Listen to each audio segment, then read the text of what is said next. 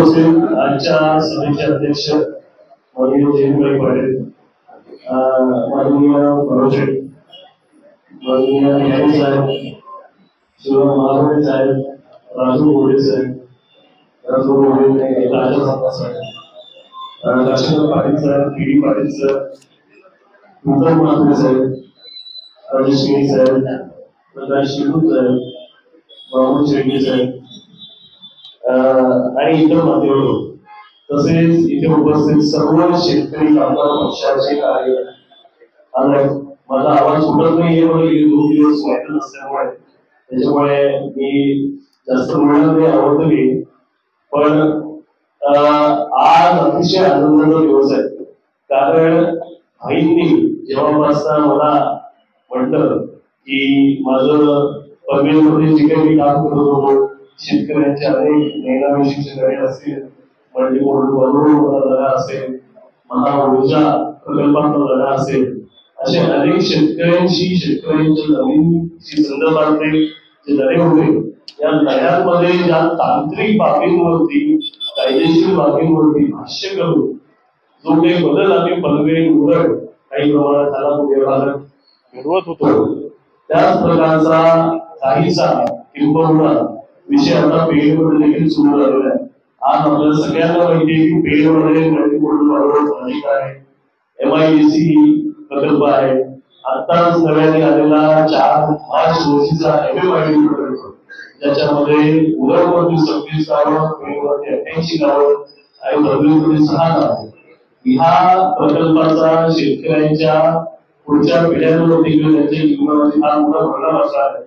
उदाहरणार्थ सांगतो की MMID प्रकल्पामध्ये MMIDला नियुक्ती देत असताना MIDचे निश्चितपणाचे एक अंतर्गत NTDA म्हणून अपॉइंटमेंट देण्यात आली.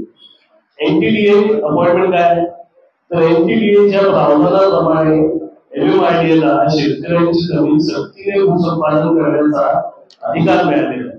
अशा प्रकारचा अधिकार देऊन आज आपल्या सगळ्यांना माहिती आहे की प्रामुख्याने जी 88 गावं आहेत, ही 88 गावं पेडमधल्या खारेपाटा विभागातील प्रामुख्याने आहेत. आणि इथे पूर्वी देखील सीएस हा प्रकल्प होता. त्या पूर्वी सीएस जो प्रकल्प होता, या प्रकल्पामध्ये आपल्याला कल्पना आहे की इथल्या शेतकऱ्यांनी विरोध करून तो प्रकल्प कॅन्सल करायला लावला होता. इथे जेव्हा चाचणी झाली होती, ज्याच्यामध्ये इथल्या शेतकऱ्यांनी प्रकल्पाने म्हटलं होतं की आमच्या जमिनी भूसंपादन करून घेऊन नका. असं असताना देखील यावर्षी शासनाने त्याच प्रकारचा प्रकल्प आणलेला, ज्यामध्ये विकासाच्या पहिल्या पायरीवरती शेतकरी बाहेर ढकलला जातो. याचा अर्थ काय होतो की सातत्याने आपल्याला पाहायला मिळतं की जिथे कुठे विकास घडतोय, विकासाची धोरणं येत आहेत, त्याच्यामध्ये ह्या प्रकारच्या विकासामध्ये शेतकरी, ज्या शेतकऱ्याच्या भूमिभूताच्या जमिनीवर त्या विकास होणार आहे, तो ह्या विकासाच्या प्रक्रियेचा बाहेर निघला जातो. हे किंबहुना सगळीकडे आपल्याला पाहायला मिळतं. MIDC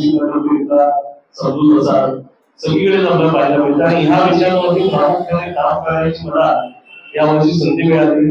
दरम्यानच्या काळात भाईंनी पक्षीय विषय जो आहे की आपल्या पक्षाचा येथे मोठी व्हायला हवी, पक्ष वाचवणे वाढवणे, हे दोन्ही गोष्टी या पेड तालुक्यामध्ये, पेड विधानसभा मतदारसंघामध्ये, ज्याच्यामध्ये किंबहुना पेड तालुका, सुधागड पाटी तालुका, तसंच रोहा काही अंश येतो. या विभागामध्ये आपल्याला आज गेले 3 महिने जेव्हा मी सातत्याने इथे प्रयत्न करतोय, मला एकच गोष्ट आढळली. सुरुवातीला काही लोकांनी असा समज निर्माण केला की इथे शेतकरी कामगार पक्षाचं जे स्थान आहे किंवा जो प्रेझेन्स आहे तो कमी झालाय. पण मला किंवा त्या उलट गोष्ट पाहायला मिळाली. ज्या दिवसापासून मी इथे काम करायला सुरुवात केली, त्या दिवसापासून स्वयंइच्छेने इथे प्रबळ कार्यकर्ते येऊन भेटायला सुरुवात करायला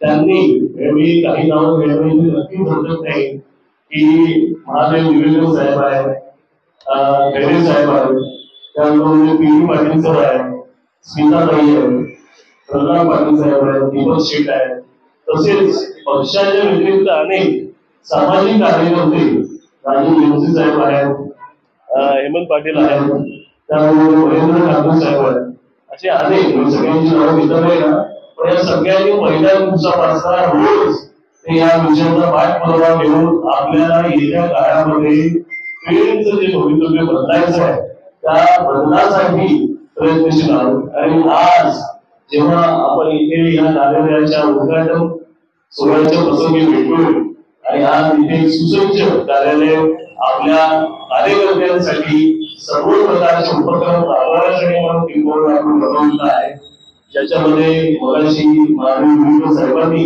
आपला जसा उल्लेख केला की इथे आपण आता ह्या 2 आणि 3 तारखेला जो आपला अधिवेशन आणि वर्धापन दिनाचा सोहळा पंढरपूर येथे होणार आहे त्याच्यामध्ये देखील आपण जास्तीत जास्त प्रमाणात या विधानसभा मतदारसंघातून कार्यकर्त्यांना सहभागी करून घेण्यासाठी जाणार आहोत.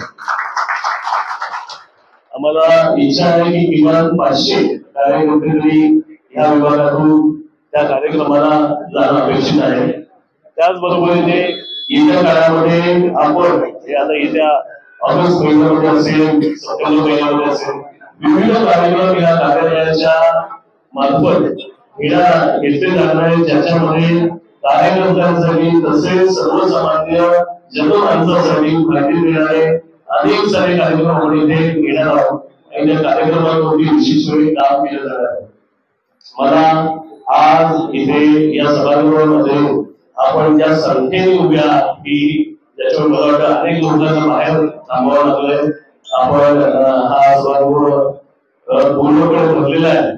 आज एवढ्या कमी वेळामध्ये ज्या प्रकारचा सक्रिय प्रतिसाद इथल्या कार्यकर्त्यांनी दिलेला आहे, मला हे बोलायला आता किंबहुना भीती वाटत नाही किंवा असं म्हणा की मला आज विश्वास वाटतो की ह्या वर्षाची विधानसभा पेडमध्ये ही शेतकरी कामगार पक्षाचाच आमदार असणार हे मी नमूद करू इच्छितो. आज तब्येत नसल्यामुळे मी जास्त बोलणार नाही, माझी गोष्ट ऐकून घेतली त्याबद्दल धन्यवाद.